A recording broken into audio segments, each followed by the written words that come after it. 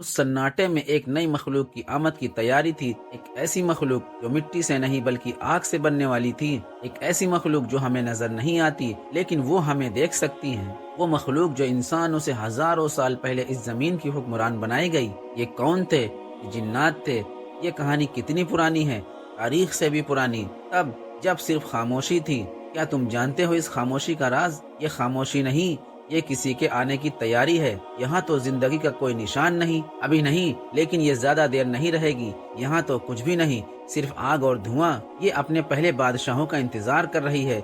जमीन के इस हिस्से पर मेरा कबीला आबाद होगा। हट में रहो वरना वो जंग होगी कि आसमान ने भी नहीं देखी हमारी होगी। है, यहाँ का कानून सिर्फ ताकत है, तो फिर जो ताकतवर है हुक्मरानी उसी की होगी। जहाँ तक नजर जाती है ये सब हमारा है और कोई दूसरा यहाँ कदम रखने की जुर्रत नहीं कर सकता।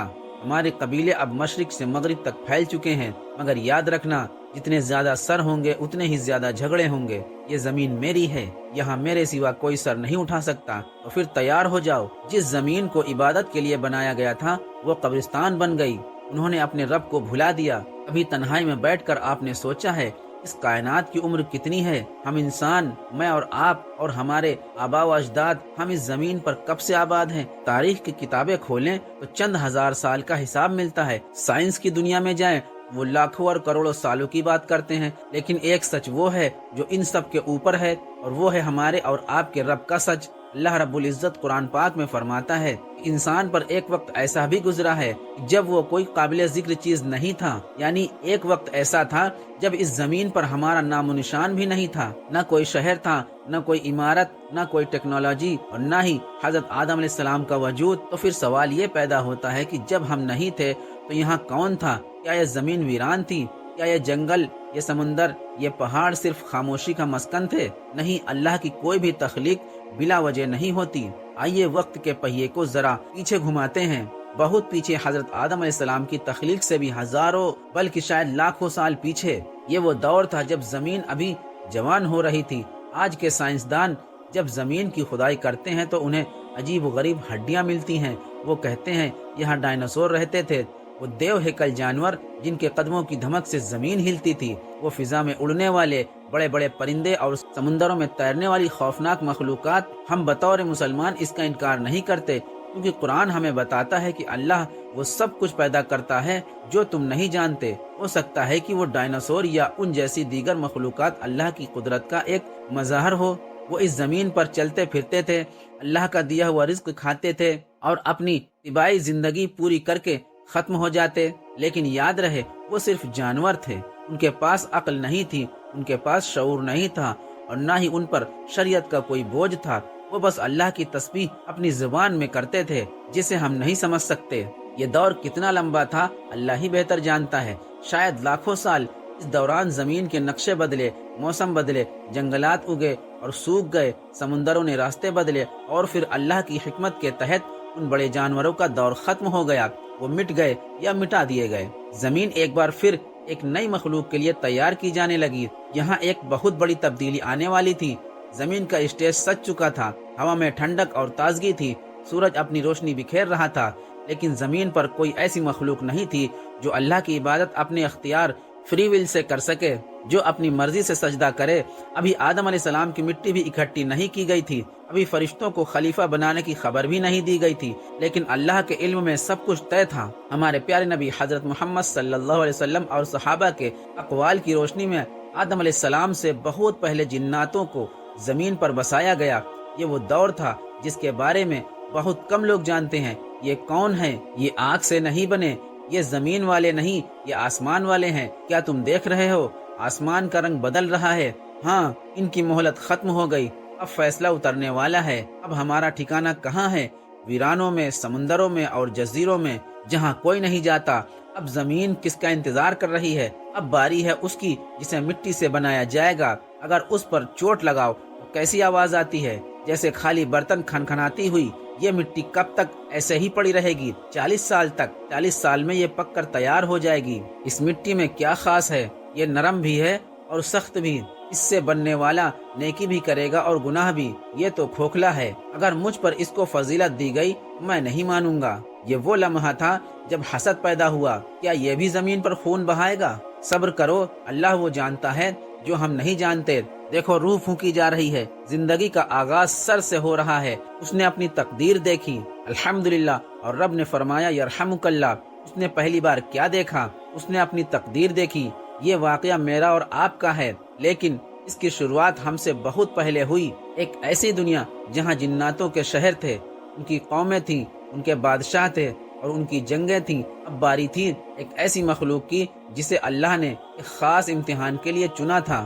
یہاں ہمیں قرآن پاک کی طرف رجوع کرنا ہوگا تاکہ ہم سچ جان سکیں۔ اللہ قرآن مجید کی سورہ ہجر میں آیت نمبر 27 میں فرمایا، اور ہم نے جناتوں کو انسان سے پہلے پیدا کیا ایسی آگ سے جس میں دھواں نہیں ہوتا۔ ذرا غور کیجئے، انسان کو مٹی سے بنایا گیا جو ٹھنڈی ہوتی ہے اور جم جاتی ہے۔ فرشتوں کو نور سے بنایا گیا جو صرف نیکی اور اجالا ہیں، لیکن جنات جنہیں نار یعنی آگ سے بنایا گیا، اور وہ بھی ایسی آگ جو انتہائی شدید اور بھڑکنے والی لو اسکارچنگ فائر ہوتی ہے۔ یہ آگ کی فطرت کیا ہوتی ہے؟ یہ سرکش ہوتی ہے، یہ اوپر کی طرف اٹھتی ہے، اس میں تیزی اور حرارت ہوتی ہے۔ یہی وجہ ہے کہ جناتوں کی فطرت میں بھی جذبات، غصہ اور تیزی کا اثر غالب ہوتا ہے۔ یہاں ایک بہت اہم نقطہ سمجھنا ضروری ہے۔ اللہ نے فرشتوں کو پیدا کیا تو انہیں گناہ کرنے کی صلاحیت نہیں دی، وہ صرف اللہ کا حکم مانتے ہیں۔ جانوروں کو پیدا کیا تو انہیں شعور اور عقل نہیں دی، لیکن جب اللہ نے جناتوں کو پیدا کیا تو انہیں وہ چیز عطا کی جو اس سے پہلے زمین پر کسی کو نہیں ملی تھی، اور وہ تھی اختیار، فری ول۔ یعنی جناتوں کو یہ طاقت دی گئی کہ وہ چاہے تو اللہ کا شکر ادا کریں اور چاہے تو انکار کر دیں۔ وہ نیکی کا راستہ بھی چن سکتے تھے اور برائی کا بھی۔ یہ بہت بڑا امتحان تھا۔ مفسرین، خاص طور پر حضرت عبداللہ بن عباس رضی اللہ عنہ، جو کہ صحابی رسول صلی اللہ علیہ وسلم ہیں اور قرآن کے بہت بڑے عالم ہیں، ان سے منسوب روایت میں آتا ہے کہ انسان حضرت آدم علیہ السلام کی پیدائش سے تقریباً 2000 سال پہلے جناتوں کو زمین پر بسایا گیا۔ آپ تصور کریں اس منظر کا، زمین جو اب تک سرسبز و شاداب ہو چکی تھی، اب وہاں ایک نادیدہ مخلوق اتر رہی تھی۔ لفظ جن کا مطلب عربی میں ہوتا ہے چھپا ہوا۔ یہ ہمیں نظر نہیں آتے، لیکن یہ یہی موجود ہوتے ہیں۔ جب جنات زمین پر آئے تو انہوں نے زمین کے کونے کونے میں بسیرا کر لیا، سمندروں کے جزیروں سے لے کر پہاڑوں کی چوٹیوں تک اور گھنے جنگلوں سے لے کر ریگستانوں تک۔ کیونکہ ان کا جسم آگ اور ہوائی لطافت سے بنا تھا، اس لیے ان کے لیے فاصلے طے کرنا مشکل نہیں تھا۔ وہ زمین کی گریوٹی سے اس طرح پابند نہیں تھے جیسے ہم انسان ہیں۔ وہ آسمانوں کی طرف بھی اڑ سکتے تھے۔ شروع میں یہ دور ایک اچھا دور تھا۔ جیسے ہم انسان کھاتے پیتے ہیں، جنات بھی کھاتے پیتے ہیں۔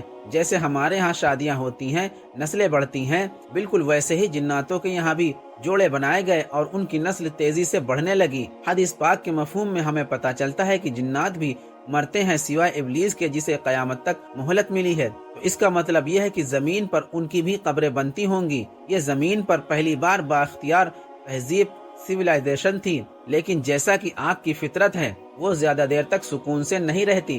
اختیار کا امتحان بہت کڑا ہوتا ہے۔ جب آبادی بڑھی، نسلیں پھیلی، تو خواہشات بھی پیدا ہوئی۔ یہ علاقہ میرا ہے، یہ وہ سوچ تھی جس نے آہستہ آہستہ اس آگ کی مخلوق کے اندر حسد اور لالچ کے بیج بونے شروع کر دیے۔ کچھ اسلامی مورخین نے لکھا ہے کہ جناتوں نے زمین پر بڑے بڑے شہر تعمیر کیے۔ وہ سمندروں کے کنارے اور پہاڑوں کے دامن میں اپنی بستیاں بساتے تھے، کیونکہ ان کے پاس وہ طاقتیں تھیں جو ہمارے پاس نہیں، جیسے تیزی سے اڑنا اور بھاری چیزیں اٹھانا۔ اس لیے ان کی تعمیرات اور ان کا نظام بہت مختلف تھا۔ حضرت سلیمان علیہ السلام کے دور میں جناتوں کی تعمیرات کا ذکر قرآن میں ملتا ہے کہ وہ کیسے بڑے بڑے محلات بناتے تھے۔ اس سے اندازہ لگایا جا سکتا ہے کہ آدم علیہ السلام سے پہلے بھی ان کے پاس ہنر موجود تھا۔ شروعات میں سب ٹھیک رہا، انہوں نے اللہ کی عبادت بھی کی اور زمین کے وسائل بھی استعمال کیے، لیکن پھر وہی ہوا جو اختیار ملنے کے بعد اکثر ہوتا ہے، طاقت کا نشہ۔ جناتوں کی فطرت میں آگ ہے، غصہ، جلد بازی اور تکبر ان کے مادے میں شامل ہے۔ آہستہ آہستہ ان کے مختلف قبیلوں میں سرداری کی جنگ چھڑ گئی۔ ایک قبیلہ دوسرے پر برتری حاصل کرنا چاہتا تھا۔ میں بڑا ہوں، تم چھوٹے ہو، کہ اس سوج نے زمین میں امن کو آگ لگا دی۔ یہ وہ وقت تھا جب زمین نے پہلی بار گناہ دیکھا۔ اس سے پہلے زمین پر صرف اللہ کی حمد و ثنا ہوتی تھی، لیکن اب زمین پر ظلم شروع ہو چکا تھا۔ قرآن کریم میں جب اللہ تعالیٰ نے فرشتوں سے فرمایا کہ میں زمین پر خلیفہ یعنی انسان بنانے والا ہوں، تو فرشتوں نے ایک سوال کیا تھا۔ وہ سوال بہت اہم ہے۔ انہوں نے کہا تھا، اے اللہ، کیا تو وہاں اسے پیدا کرے گا جو وہاں فساد پھیلائے گا اور خون بہائے گا۔ سوچنے کی بات یہ ہے کہ فرشتوں کو کیسے پتا تھا کہ انسان خون بہائے گا؟ انہیں غیب کا علم تو نہیں تھا۔ مفسرین فرماتے ہیں کہ فرشتوں نے یہ بات اس لیے کہی کیونکہ وہ زمین پر جناتوں کا انجام دیکھ چکے تھے۔ انہوں نے دیکھا کہ کیسے ایک بااختیار مخلوق نے زمین کو خون سے بھر دیا تھا۔ جناتوں نے اللہ کے احکامات کو پسے پشت ڈال دیا۔ وہ شرک کرنے لگے، کمزوروں پر ظلم کرنے لگے اور زمین پر بدترین فساد مچا دیا۔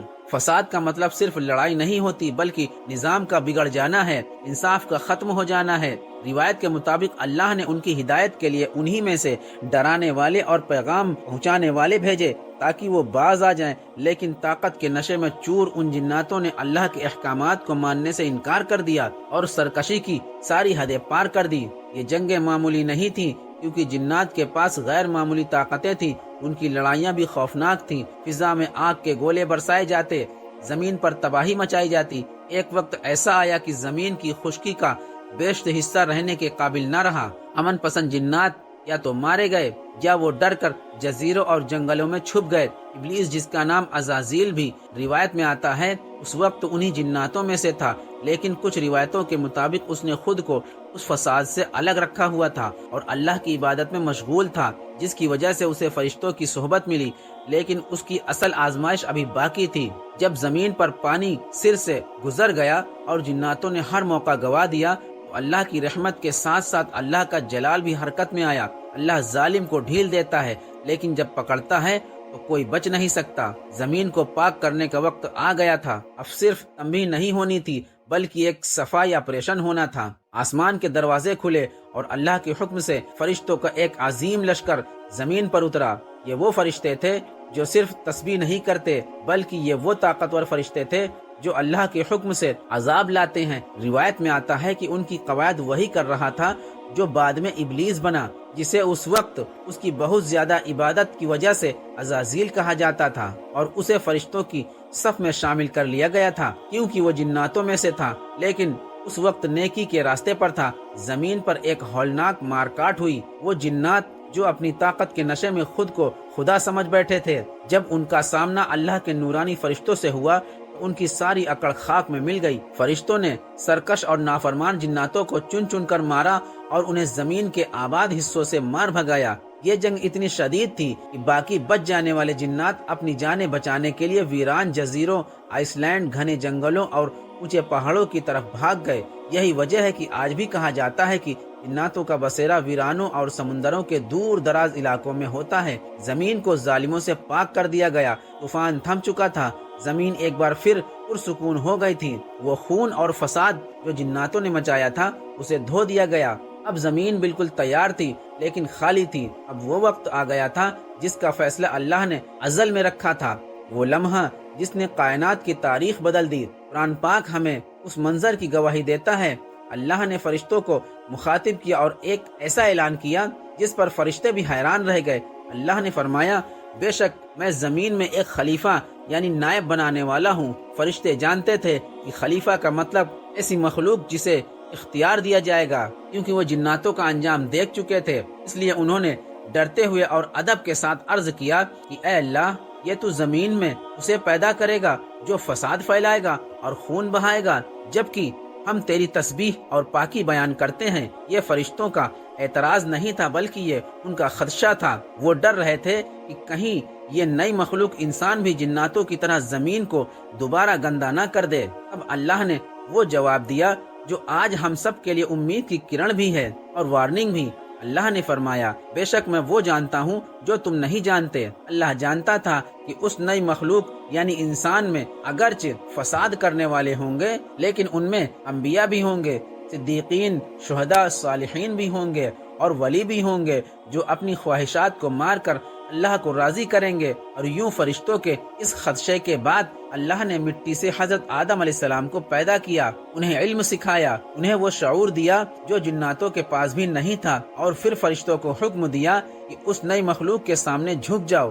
سب نے سجدہ کیا سوائے اس کے جو اپنی عبادت کے غرور میں مارا گیا، یعنی ابلیس۔ اس نے تکبر کیا کہ میں آگ سے ہوں اور یہ مٹی سے، اور یوں جناتوں کا وہ عابد شیطان بن کر دھتکار دیا گیا۔ انسان سے پہلے کی دنیا کا یہ واقعہ ہمیں صرف ماضی نہیں بتاتا بلکہ ہمیں ہمارا مقام یاد دلاتا ہے۔ اللہ نے جناتوں کی حکومت ختم کر کے یہ زمین ہمیں سونپی ہے، ہم اس زمین پر اللہ کے خلیفہ ہیں۔ پیارے دوستو، یہ واقعہ آپ کو کیسا لگا؟ اس واقعے سے بہت کچھ سیکھنے کو ملا۔ ہمیں بھی اور آپ کو اللہ تعالیٰ اور زیادہ سیکھنے کی توفیق عطا فرمائے۔ ویڈیو کو لائک کریں، شیئر کریں، چینل کو سبسکرائب کریں۔ تو ملتے ہیں پھر کسی اگلی ویڈیو میں۔ آپ سب اپنا بہت سارا خیال رکھیے۔ اللہ حافظ۔